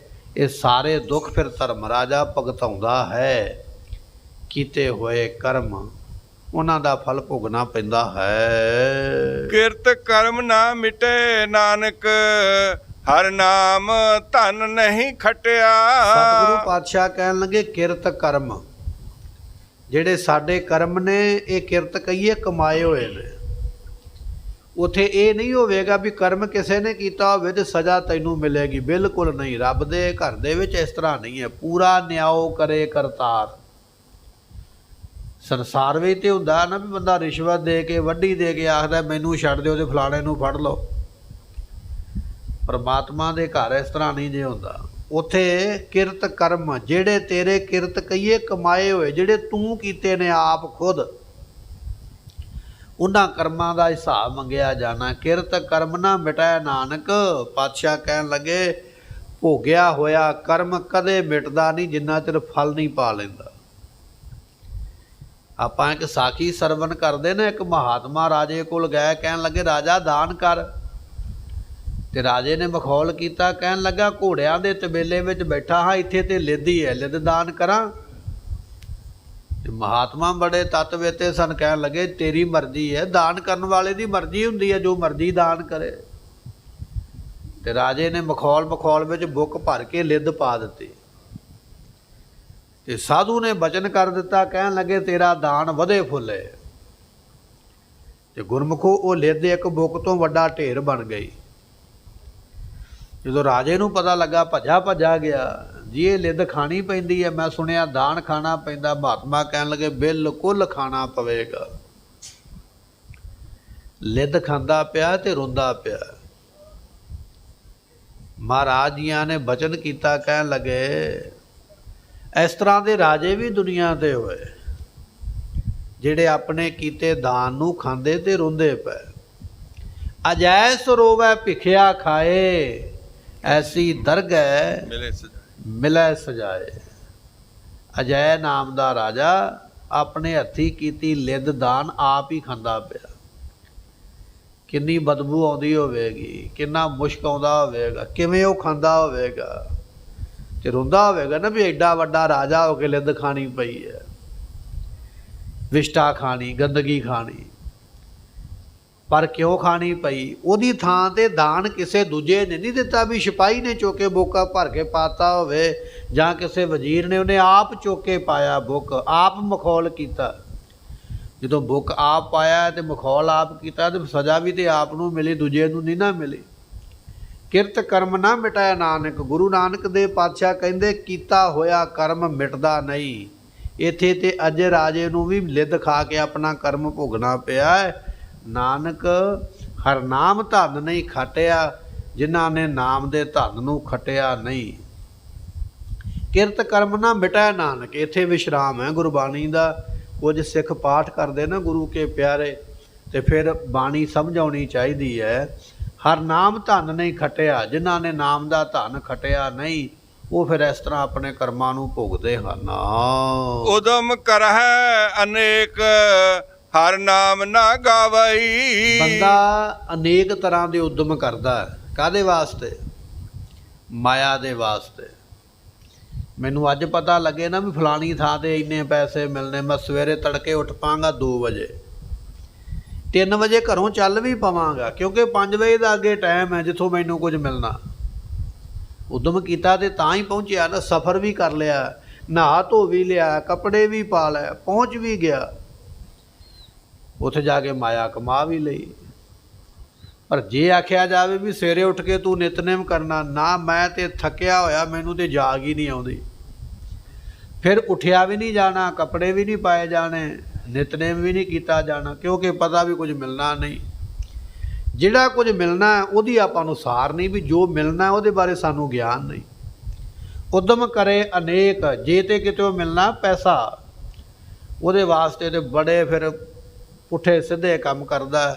ਮੰਨ ਲਓ ਵਿਦੇਸ਼ ਆਪਾਂ ਜਾਂਦੇ ਹਾਂ, ਏਜੰਟਾਂ ਦੇ ਚੱਕਰ ਕੱਢਦਾ, ਝੂਠੇ ਸੱਚੇ ਕਾਗਜ਼ ਤਿਆਰ ਕਰਦਾ, ਕਈ ਤਰ੍ਹਾਂ ਦੀਆਂ ਸਿਫਾਰਸ਼ਾਂ ਲਵਾਉਂਦਾ, ਕਈ ਤਰ੍ਹਾਂ ਦੀਆਂ ਅਰਦਾਸਾਂ ਵੀ ਕਰਾਉਂਦਾ। ਕਾਹਦੇ ਵਾਸਤੇ? ਵੀ ਬਾਹਰ ਜਾਵਾਂਗਾ, ਮਾਇਆ ਕਮਾਵਾਂਗਾ। ਪਰ ਜੇ ਇਹਨੂੰ ਆਖਿਆ ਜਾਵੇ ਵੀ ਛੱਡ ਚੱਲ ਤੂੰ ਨਾਮ ਜਪ, ਕਹਿਣ ਲੱਗਾ ਵੀ ਟਾਈਮ ਹੀ ਕੋਈ ਨਹੀਂ ਹੈ, ਨਾ ਹੀ ਉੱਠਿਆ ਜਾਂਦਾ, ਨਹੀਂ ਕੀਤਾ ਜਾਂਦਾ। ਪਾਤਸ਼ਾਹ ਕਹਿਣ ਲੱਗੇ ਉਦਮ ਕਰੇ ਹੈ ਅਨੇਕ। ਮਾਇਆ ਦੇ ਕਮਾਉਣ ਦੇ ਤੇ ਬੜੇ ਉਦਮ ਕਰਦਾ ਹੈ। ਤੇ ਪਾਤਸ਼ਾਹ ਕਹਿਣ ਲੱਗੇ ਹਰ ਨਾਮ ਨਾ ਗਾਵਈ। ਪਰ ਨਾਮ ਜੇ ਜਪਣਾ ਪਵੇ ਉਹ ਨਹੀਂ ਜੇ ਜਪਿਆ ਜਾਂਦਾ। ਇਹਨੂੰ ਆਖਦੇ ਵੀ ਤੂੰ 4 ਵਜੇ ਉੱਠ ਕੇ ਗੁਟਕਾ ਸਾਹਿਬ ਫੜਨਾ ਤੇ 1 ਪੌੜੀ 2 ਪੌੜੀਆਂ ਪੜੇਗਾ, ਨਾਲ ਹੀ ਸੌਂ ਜਾਏਗਾ। ਨਾਮ ਜਪਣ ਵੇਲੇ ਨੀਂਦ ਆਵੇਗੀ, ਕਥਾ ਸੁਣਨ ਵੇਲੇ ਵੀ ਨੀਂਦ ਆਵੇਗੀ, ਕੀਰਤਨ ਸੁਣਨ ਵੇਲੇ ਵੀ ਸਾਨੂੰ ਕੰਮ ਚੇਤੇ ਆ ਜਾਣਗੇ। ਸਾਡਾ ਮਨ ਨਹੀਂ ਜੁੜੇਗਾ, ਦਰਬਾਰ ਵਿੱਚ ਬੈਠਿਆਂ ਮਨ ਦੌੜੇਗਾ। ਗੁਰੂ ਦੀ ਸੰਗਤ ਵਿੱਚ ਬੈਠ ਕੇ ਮਨ ਘਰ ਦੇ ਕੰਮਾਂ ਵੱਲ ਭੱਜਦਾ ਹੈ, ਪਰ ਕਦੇ ਘਰ ਦੇ ਕੰਮ ਕਰਨ ਵੇਲੇ ਮਨ ਸੰਗਤ ਵੱਲ ਨਹੀਂ ਭੱਜਦਾ। ਜਦੋਂ ਘਰ ਦੇ ਕੰਮ ਕਰਦਾ ਹੈ ਨਾ, ਉਦੋਂ ਕਦੇ ਮਨ ਦੌੜਿਆ ਨਹੀਂ ਵੀ ਗੁਰੂ ਵੱਲ ਚੱਲੀਏ ਜਾਂ ਗੁਰੂ ਦਾ ਚੇਤਾ ਆਇਆ ਹੋਵੇ, ਨਹੀਂ। ਪਰ ਇੱਥੇ ਬੈਠ ਕੇ ਘਰ ਦੇ ਕੰਮ ਚੇਤੇ ਜ਼ਰੂਰ ਆਉਂਦੇ, ਉਲਟਾ ਚੱਲਦਾ ਪਿਆ, ਨਾਮ ਨੂੰ ਜਪਦਾ ਨਹੀਂ ਹੈ। ਪਰਮੇ ਜੋਨ ਅਸੰਖ ਮਰ ਜਨਮ ਹੈ ਆਵਈ। ਮਹਾਰਾਜ ਕਹਿਣ ਲੱਗੇ ਭਰਮਾਇਆ ਜਾਵੇਗਾ। ਭਰਮਾਏ ਤੋਂ ਭਾਵ ਹੁੰਦਾ ਗੁਰਮੁਖੋ ਵੀ ਘੁਮਾਇਆ ਜਾਏਗਾ, ਇੱਕ ਤੋਂ ਦੂਜਾ, ਦੂਜੇ ਤੋਂ ਤੀਜਾ, ਤੀਜੇ ਤੋਂ ਚੌਥਾ। ਜਨਮਾਂ ਦੇ ਵਿੱਚ ਭਰਮਾਇਆ ਜਾਵੇਗਾ, ਔਰ ਜਨਮ ਵੀ ਅਸੰਖ ਮਿਲਣਗੇ। ਅਸੰਖ ਤੋਂ ਭਾਵ ਹੁੰਦਾ ਜਿਹਦੀ ਗਿਣਤੀ ਨਾ ਹੋਵੇ, ਬੇਗਿਣਤ ਜਨਮ ਮਿਲਣਗੇ। ਭਰਮਹਿ ਜਨਮ ਅਨੇਕ, ਭਰਮਹਿ ਜੋਨ ਅਸੰਖ। ਬੇਅੰਤ ਜਨਮਾਂ ਨੂੰ ਭੋਗੇਗਾ। ਮਰ ਜਨਮੈ ਆਵਹੀ, ਕਦੇ ਮਰੇਗਾ, ਕਦੇ ਆਵੇਗਾ, ਕਦੇ ਜਾਏਗਾ। ਕਈ ਤਰ੍ਹਾਂ ਦੇ ਗੇੜੇ ਲੱਗਦੇ ਹਨ।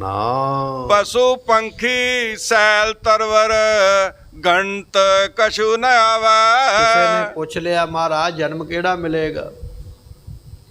ਈਸਾਈ ਮਤ ਇਹ ਗੱਲ ਕਹਿੰਦਾ ਵੀ ਜਨਮ ਨਹੀਂ ਹੈ ਕੋਈ, ਤੇ ਕੁਝ ਮਤ ਇਹ ਵੀ ਗੱਲ ਕਹਿੰਦੇ ਵੀ ਜੇ ਬੰਦਾ ਮਰਿਆ ਤੇ ਉਹ ਬੰਦਾ ਹੀ ਬਣੇਗਾ, ਔਰਤ ਮਰੀ ਹੈ ਤੇ ਔਰਤ ਹੀ ਜਨਮੇਗੀ, ਪਸ਼ੂ ਮਰਿਆ ਤੇ ਪਸ਼ੂ ਹੀ ਜੰਮੇਗਾ। ਕੁਝ ਧਰਮ ਇਹ ਗੱਲ ਕਹਿੰਦੇ ਵੀ ਜਿਹੜੀ ਜੂਨ ਵਿੱਚੋਂ ਮਰਿਆ ਉਸੇ ਜੂਨ ਵਿੱਚ ਆਵੇਗਾ। ਕੁਝ ਧਰਮ ਇਹ ਗੱਲ ਕਹਿੰਦੇ ਵੀ ਜਨਮ ਹੁੰਦਾ ਹੀ ਨਹੀਂ, ਇੱਕ ਵਾਰੀ ਆਏ ਆ, ਪੁਨਰਪ ਜਨਮ ਕੋਈ ਨਹੀਂ ਹੁੰਦਾ। ਈਸਾਈ ਮਤ ਵਾਲੇ ਮੰਨਦੇ, ਗੁਰੂ ਨਾਨਕ ਦਾ ਘਰ ਨਹੀਂ ਮੰਨਦਾ। ਮਹਾਰਾਜ ਕਹਿਣ ਲੱਗੇ ਤੈਨੂੰ ਪਸ਼ੂ ਵੀ ਬਣਾਇਆ ਜਾ ਸਕਦਾ, ਪਸ਼ੂ ਮੱਝ ਗਾਂ ਵੀ ਬਣਾਇਆ ਜਾ ਸਕਦਾ। ਪਸ਼ੂ ਤੋਂ ਅੱਗੇ ਬਚਨ ਕੀਤਾ ਪੰਖੀ, ਪੰਖੀ ਤੋਂ ਭਾਵ ਹੁੰਦਾ ਉੱਡਣ ਵਾਲਾ ਪੰਛੀ, ਪੰਛੀ ਵੀ ਬਣਾਇਆ ਜਾ ਸਕਦਾ ਤੇਰੇ ਕਰਮਾਂ ਦੇ ਮੁਤਾਬਕ। ਅਗਲਾ ਬਚਨ ਮਹਾਰਾਜ ਨੇ ਕੀਤਾ ਤਰਵਰ, ਤਰਵਰ ਨਾਮ ਰੁੱਖ ਦਾ, ਰੁੱਖ ਵੀ ਇੱਕ ਜੂਨੀ ਹੈ, ਤੈਨੂੰ ਰੁੱਖ ਵੀ ਬਣਾਇਆ ਜਾ ਸਕਦਾ।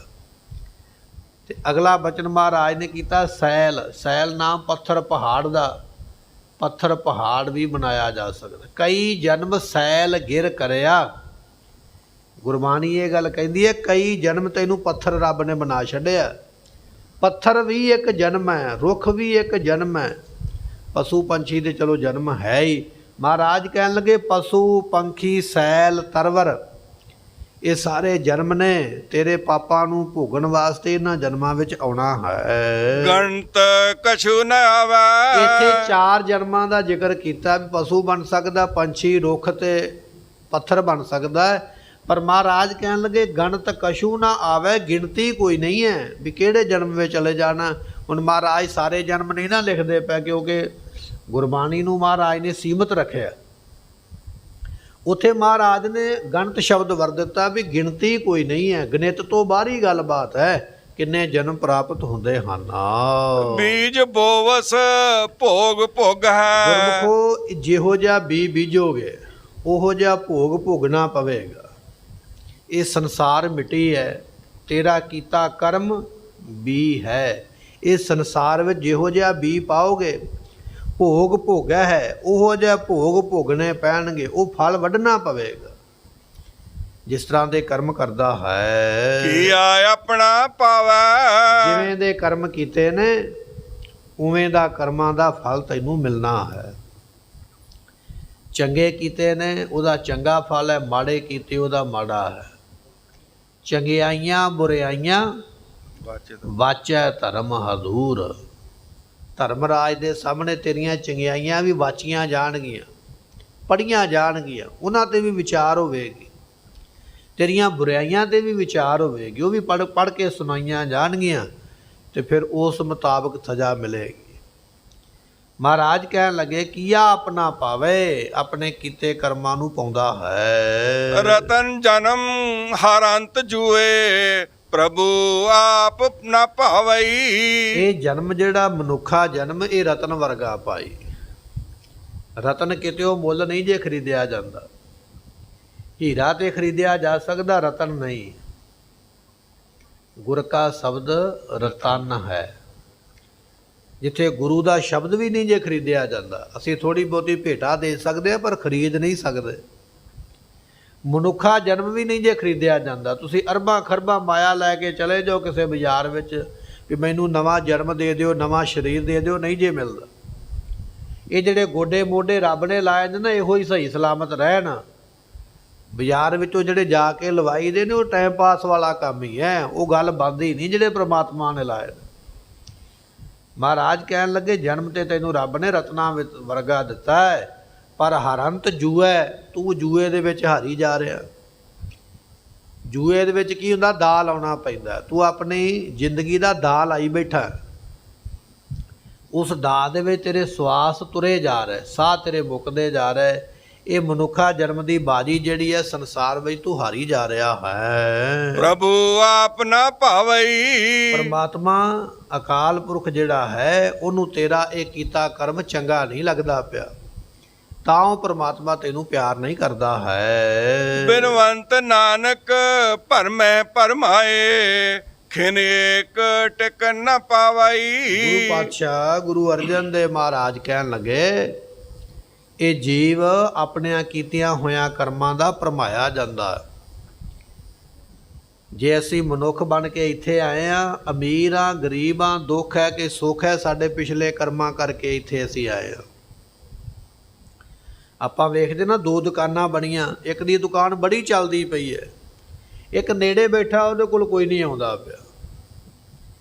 ਕਾਰਨ ਇਹ ਆ ਵੀ ਤੇਰਾ ਕਰਮ ਹੈ, ਉਹ ਕਰਮਾਂ ਦੇ ਮੁਤਾਬਕ ਤੇਰੇ ਕੋਲ ਧਨ ਆ ਰਿਹਾ ਤੇਰਾ ਸਮਾਨ ਜਾ ਰਿਹਾ। ਦੂਜੇ ਪਾਸੇ ਉਹਦਾ ਕਰਮ ਵਿਚਾਰੇ ਦਾ ਇੰਨਾ ਚੰਗਾ ਨਹੀਂ, ਉਹ ਤਾਂ ਘਾਟੇ ਵਿੱਚ। ਇਹ ਕਰਮਾਂ ਦੀ ਨਿਸ਼ਾਨੀ ਹੈ। ਕੋਈ ਅਮੀਰ ਹੈ, ਕੋਈ ਗਰੀਬ ਹੈ, ਕੋਈ ਕਿਤੇ ਚਲਾ ਗਿਆ, ਕੋਈ ਪਿੱਛੇ ਰਹਿ ਗਿਆ। ਸਤਿਗੁਰੂ ਪਾਤਸ਼ਾਹ ਮਹਾਰਾਜ ਬਚਨ ਬਖਸ਼ਿਸ਼ ਕਰਦੇ, ਤੇਰੇ ਕਰਮਾਂ ਕਰਕੇ ਤੈਨੂੰ ਦੁਨੀਆ ਵਿੱਚ ਭਰਮਾਇਆ ਜਾਂਦਾ ਹੈ, ਕਈ ਜਨਮਾਂ ਵਿੱਚ ਲਿਆਂਦਾ ਜਾਵੇਗਾ। ਖਿਨ ਏਕ ਟਿਕਣ ਨਾ ਪਾਵਈ। ਪਰਮਾਤਮਾ ਦੇ ਹੁਕਮ ਤੋਂ ਬਿਨਾਂ ਇੱਕ ਖਿਨ ਵੀ ਤੂੰ ਟਿਕੇ ਨਹੀਂ ਕਿਤੇ ਰਹਿ ਸਕਦਾ।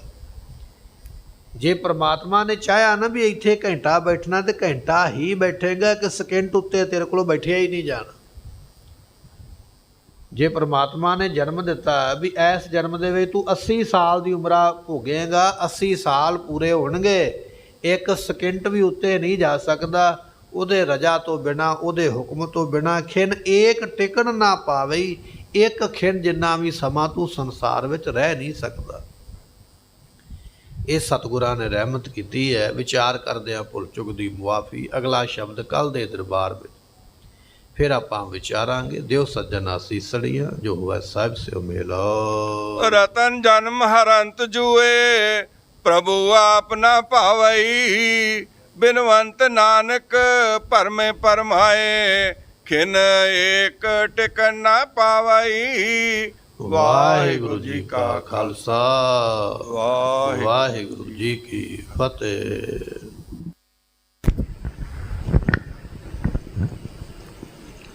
ਵਾਹਿਗੁਰੂ ਜੀ ਕਾ ਖਾਲਸਾ, ਵਾਹਿਗੁਰੂ ਜੀ ਕੀ ਫਤਿਹ। ਜੁਗੋ ਜੁਗ ਅਟਲ ਸਾਹਿਬ ਸ੍ਰੀ ਗੁਰੂ ਗ੍ਰੰਥ ਸਾਹਿਬ ਜੀ ਦੀ ਪਾਵਨ ਪਵਿੱਤਰ ਹਜ਼ੂਰੀ ਵਿੱਚ ਅੰਮ੍ਰਿਤ ਵੇਲੇ ਤੋਂ ਇਕੱਤਰ ਸਾਧ ਸੰਗਤ ਫਤਿਹ ਦੀ ਸਾਂਝ ਕਰੀਏ। ਵਾਹਿਗੁਰੂ ਜੀ ਕਾ ਖਾਲਸਾ, ਵਾਹਿਗੁਰੂ ਜੀ ਕੀ ਫਤਿਹ। ਗੁਰੂ ਰੂਪ ਗੁਰੂ ਪਿਆਰੀ ਸਾਧ ਸੰਗਤ ਜੀਓ, ਆਪ ਵਡਭਾਗੀ ਹੋ ਜਿਹੜੇ ਕਿ ਰੋਜ਼ਾਨਾ ਹੀ ਅੰਮ੍ਰਿਤ ਵੇਲੇ ਔਰ ਸ਼ਾਮ ਦੇ ਦੀਵਾਨਾਂ ਦੀ ਹਾਜ਼ਰੀ ਭਰਦੇ ਹੋ। ਵਾਹਿਗੁਰੂ ਕਿਰਪਾ ਕਰੇ ਸਾਰੀਆਂ ਸੰਗਤਾਂ ਦੇ ਸਿਰ 'ਤੇ ਮਿਹਰ ਭਰਿਆ ਹੱਥ ਰੱਖਣ। ਸੋ ਸੰਗਤਾਂ ਪ੍ਰਤੀ ਇੱਕ ਦੋ ਬੇਨਤੀਆਂ ਹਨ, ਕਿਰਪਾ ਕਰਕੇ ਧਿਆਨ ਦੇਣ ਦੀ ਕਿਰਪਾਲਤਾ ਕਰਨੀ। ਸਭ ਤੋਂ ਪਹਿਲਾਂ ਆਪ ਸੰਗਤਾਂ ਨੂੰ ਖਾਲਸਾ ਸਾਜਨਾ ਦਿਵਸ ਦੇ ਗੁਰਪੁਰਬ ਦੀ ਲੱਖ ਲੱਖ ਮੁਬਾਰਕ ਹੋਵੇ।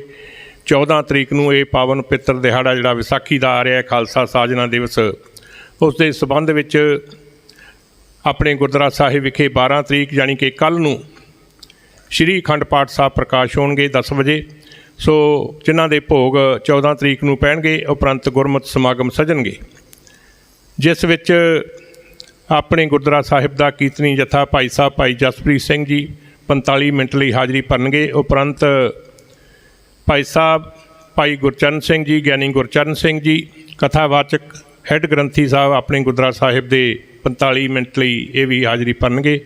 ਗੁਰਮਤਿ ਵਿਚਾਰਾਂ ਦੀ ਸਾਂਝ ਪਾਉਣਗੇ। ਵਿਸਾਖੀ ਦੇ ਦਿਹਾੜੇ ਦੀ ਆਪ ਸੰਗਤਾਂ ਨੂੰ ਮਹੱਤਤਾ ਬਾਰੇ ਜਾਣੂ ਕਰਾਉਣਗੇ। ਇਹਨਾਂ ਤੋਂ ਉਪਰੰਤ 12 ਵਜੇ ਤੋਂ ਲੈ ਕੇ 1 ਵਜੇ ਤੱਕ 12 ਵਜੇ ਤੋਂ 1 ਵਜੇ ਤੱਕ ਉਚੇਚੇ ਤੌਰ 'ਤੇ ਦਰਬਾਰ ਸਾਹਿਬ ਸ੍ਰੀ ਅੰਮ੍ਰਿਤਸਰ ਸਾਹਿਬ ਤੋਂ ਕੀਰਤਨੀ ਜਥਾ ਪੁੱਜ ਰਿਹਾ ਭਾਈ ਸਾਹਿਬ ਭਾਈ ਹਰਦੀਪ ਸਿੰਘ ਜੀ ਦਾ। 1 ਵਜੇ ਤੋਂ ਉਪਰੰਤ 2 ਵਜੇ ਤੱਕ ਗੁਰਮਤਿ ਵਿਚਾਰਾਂ ਦੀ ਸਾਂਝ ਪਾਉਣਗੇ ਜਥੇਦਾਰ ਕਰਨੈਲ ਸਿੰਘ ਜੀ ਪੰਜੋਲੀ, ਜਿਹੜੇ ਕਿ ਜਨਰਲ ਸਕੱਤਰ ਨੇ ਸ਼੍ਰੋਮਣੀ ਗੁਰਦੁਆਰਾ ਪ੍ਰਬੰਧਕ ਕਮੇਟੀ ਦੇ। ਸੋ ਉਹ ਵੀ ਆਪ ਸੰਗਤਾਂ ਦੇ ਰੂਬਰੂ ਹੋ ਕੇ ਗੁਰਮਤਿ ਵਿਚਾਰਾਂ ਦੀ ਸਾਂਝ ਪਾਉਣਗੇ। 2 ਵਜੇ ਤੱਕ ਇਹ ਜਿਹੜਾ ਪ੍ਰੋਗਰਾਮ ਹੈ ਇਹ ਚੱਲੇਗਾ। ਉਪਰੰਤ ਗੁਰੂ ਕੇ ਟੁੱਟ ਲੰਗਰ ਹੋਣਗੇ। ਸੋ ਇੱਕ ਹੋਰ ਬੇਨਤੀ ਹੈ ਕਿ ਜਿਸ ਤਰ੍ਹਾਂ ਆਪ ਜੀ ਨੂੰ ਪਤਾ ਹੀ ਹੈ ਕਿ ਸਾਹਿਬ ਸ੍ਰੀ ਗੁਰੂ ਗ੍ਰੰਥ ਸਾਹਿਬ ਜੀ ਦੀ ਜਿਹੜੀ ਲੜੀਵਾਰ ਕਥਾ ਹੈ, ਇਹ ਕਾਫੀ ਪਿੱਛੇ ਲੰਬੇ ਸਮੇਂ ਤੋਂ ਕਈ ਸਾਲਾਂ ਤੋਂ ਚੱਲ ਰਹੀ ਹੈ। ਉਹ ਹੁਣ 705 ਅੰਗ 'ਤੇ ਪੁੱਜੀ ਹੈ। ਕੱਲ੍ਹ ਨੂੰ ਮੱਧ ਭਾਗ ਦੀ ਜਿਹੜੀ ਅਰਦਾਸ ਉਹ ਹੋਣੀ ਹੈ 12 ਤਰੀਕ ਨੂੰ ਸਵੇਰ ਵੇਲੇ, ਇਸੇ ਵੇਲੇ ਅੰਮ੍ਰਿਤ ਵੇਲੇ ਤਕਰੀਬਨ 7:30 ਵਜੇ ਸੰਪੂਰਨਤਾ ਹੋਏਗੀ ਸ਼ਬਦ ਦੀ। ਭਾਈ ਸਾਹਿਬ ਜੀ ਰੋਜ਼ਾਨਾ ਦੀ ਤਰ੍ਹਾਂ ਹੀ ਆਪ ਸੰਗਤਾਂ ਨੂੰ ਜਿਹੜਾ ਮੱਧ ਭਾਗ ਦਾ ਸ਼ਬਦ ਹੈ, ਆਦ ਪੂਰਨ ਮੱਧ ਪੂਰਨ ਅੰਤ ਪੂਰਨ ਪਰਮੇਸ਼ਰ ਹੈ, ਇਸ ਸ਼ਬਦ ਦੀ ਜਿਹੜੀ ਵਿਆਖਿਆ ਹੈ 705 ਅੰਗ ਦੇ ਅਖੀਰ 'ਤੇ ਹੈ, ਲਾਸਟ 'ਤੇ ਹੈ। ਸੋ 706 ਅੰਗ ਤੋਂ ਫਿਰ ਸ਼ੁਰੂ ਹੋਵੇਗੀ। ਵਿਸਾਖੀ ਤੋਂ ਬਾਅਦ ਫਿਰ 2 ਦਿਨ ਵਿੱਚ ਨਾਗਾ ਪਵੇਗਾ। ਸੋ ਇਸੇ ਤਰ੍ਹਾਂ ਹੀ ਇਹ ਜਿਹੜੀ ਲੜੀਵਾਰ ਕਥਾ ਹੈ 1430 ਅੰਗ ਤੱਕ ਜਿਹੜੀ ਹੈ, ਇਹ ਆਪਾਂ ਨੂੰ ਭਾਈ ਸਾਹਿਬ ਜੀ ਇਸੇ ਤਰ੍ਹਾਂ ਹੀ ਰੋਜ਼ਾਨਾ ਹੀ 1 ਜਾਂ 2 ਸ਼ਬਦਾਂ ਦੀ ਜਿਹੜੀ ਹਾਜ਼ਰੀ ਹੈ ਉਹ ਭਰ ਕੇ ਆਪਾਂ ਨੂੰ ਇਹ ਸੰਪੂਰਨਤਾ ਕਰਨਗੇ। ਸੋ ਇਸ ਦੇ ਨਾਲ ਨਾਲ ਇੱਕ ਹੋਰ ਬੇਨਤੀ ਹੈ ਕਿ 5ਵੇਂ ਪਾਤਸ਼ਾਹ ਸਾਹਿਬ ਸ੍ਰੀ ਗੁਰੂ ਅਰਜਨ ਦੇਵ ਜੀ ਮਹਾਰਾਜ ਜੀ ਦੇ ਜਿਹੜੇ ਸ਼ਹੀਦੀ ਦਿਹਾੜੇ ਹੈ ਉਹ ਵੀ 3 ਜੂਨ ਨੂੰ ਆ ਰਿਹਾ ਹੈ। ਉਸ ਦੇ ਸੰਬੰਧ ਵਿੱਚ ਆਪਾਂ 40 ਦਿਨ ਪਹਿਲਾਂ ਇੱਕ ਲੜੀ ਚੱਲਦੀ ਹੈ ਸੁਖਮਨੀ ਸਾਹਿਬ ਦੇ ਪਾਠਾਂ ਦੀ। ਉਹ ਵੀ ਇਸ ਵਾਰ ਆਪਾਂ ਆਰੰਭ ਕਰਾਂਗੇ, ਕਿਉਂਕਿ ਪਿੱਛੇ ਕਰੋਨਾ ਕਰਕੇ 2 ਸਾਲ ਆਪਾਂ ਨਹੀਂ ਉਹ ਕਰ ਸਕੇ। ਹਫ਼ਤਾਵਾਰੀ ਸਮਾਗਮ ਵੀਰਵਾਰ ਜ਼ਰੂਰ ਹੁੰਦਾ ਪਾਠ ਸੁਖਮਨੀ ਸਾਹਿਬ ਦਾ, ਪਰ ਜਿਹੜੀ 40 ਦਿਨ ਦੀ ਲੜੀ ਉਹ 2 ਸਾਲ ਵਿੱਚੋਂ ਰੁਕੀ ਰਹੀ ਹੈ ਕਰੋਨਾ ਕਰਕੇ। ਸੋ ਇਸ ਵਾਰ ਫਿਰ ਜਿਹੜੇ ਸਾਰੇ ਕਾਰਜ ਆ ਉਹ ਪਹਿਲਾਂ ਦੀ ਤਰ੍ਹਾਂ ਹੀ ਚਾਲੂ ਹੋ ਗਏ। ਬੱਚਿਆਂ ਦੇ ਸਕੂਲ, ਹੋਰ ਸਾਰੀਆਂ ਜਿਹੜੀਆਂ ਸੰਸਥਾਵਾਂ ਉਹ ਖੁੱਲ੍ਹ ਗਈਆਂ ਹਨ। ਸੋ ਜਿਹੜੀ ਪੂਰਨਮਾਸ਼ੀ 'ਤੇ ਆਪਾਂ ਬੱਸ ਭੇਜਦੇ ਸੀ ਪਹਿਲਾਂ 2 ਸਾਲ ਪਹਿਲਾਂ ਸ਼੍ਰੀ ਨਾਢਾ ਸਾਹਿਬ ਵਿਖੇ ਵੀ, ਉਹ ਵੀ ਬੱਸ ਹੁਣ ਜਿਹੜੀ ਪੂਰਨਮਾਸ਼ੀ 'ਤੇ ਹੋ ਜਾਇਆ ਕਰੇਗੀ। 16 ਤਰੀਕ ਨੂੰ ਪੂਰਨਮਾਸ਼ੀ ਹੈ, ਸੋ ਉਹ ਵੀ ਅੰਮ੍ਰਿਤ ਵੇਲੇ 4 ਵਜੇ ਜਿਹੜੀ ਬੱਸ ਹੈ ਉਹ ਵੀ ਜਾਇਆ ਕਰੇਗੀ। ਸੋ ਮੈਂ ਬੇਨਤੀ ਕਰਦਾ ਕਿ 21 ਤਰੀਕ ਤੋਂ ਜਿਹੜੀ ਹੈ ਸੁਖਮਨੀ ਸਾਹਿਬ ਦੇ ਪਾਠਾਂ ਦੀ ਜਿਹੜੀ ਹੈ ਲੜੀ ਹੈ ਉਹ ਵੀ ਆਪਾਂ ਸ਼ੁਰੂ ਕਰਾਂਗੇ। ਹਾਂਜੀ ਹਾਂਜੀ। ਸੋ ਇਸ ਦੇ ਨਾਲ ਨਾਲ ਬੇਨਤੀ ਹੈ, ਜਿਹੜੀ ਕੱਲ੍ਹ ਦਾ ਜਿਹੜਾ ਪ੍ਰੋਗਰਾਮ ਮੈਂ ਬੇਨਤੀ ਕੀਤੀ ਹੈ, ਪ੍ਰੋਗਰਾਮ ਦੀ ਮੱਧ ਭਾਗ ਦੀ ਅਰਦਾਸ ਹੋਵੇਗੀ।